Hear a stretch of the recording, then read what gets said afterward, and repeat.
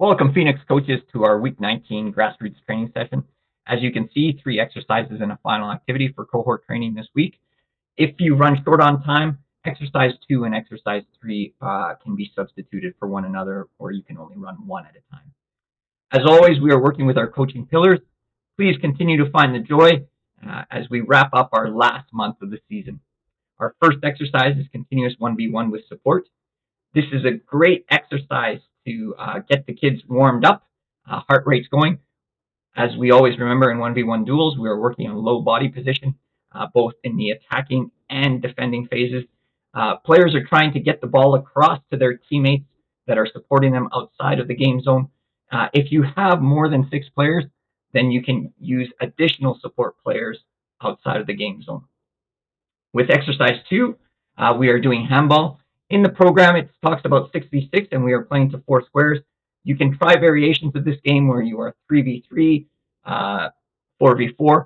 Always try and include neutrals as a way of giving the possession team a little bit of an advantage.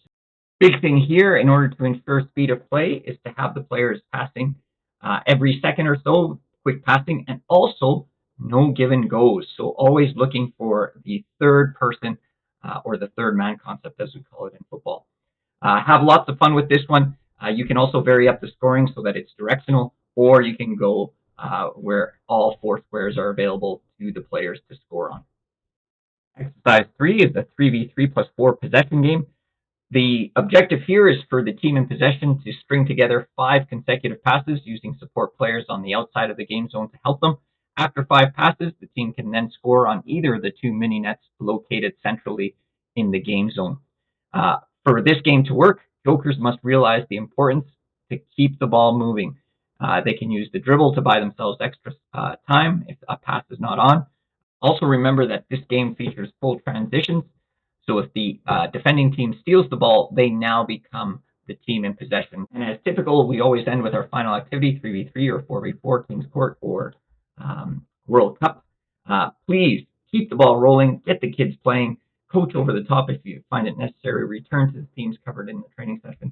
But as much as possible, have that ball rolling and have the kids going through the repetitions, getting them to think about the learning that's happened during the training session. Just as an aside, coaches, I will be away starting Thursday, February 8th, up until Monday, February 12th, as I will be supporting my daughter in Seattle with her track and field. I should be back in time for the Monday evening session, but until then, Josh Pinton will be covering all my duties, so you'll have a great week with him. Enjoy, have fun.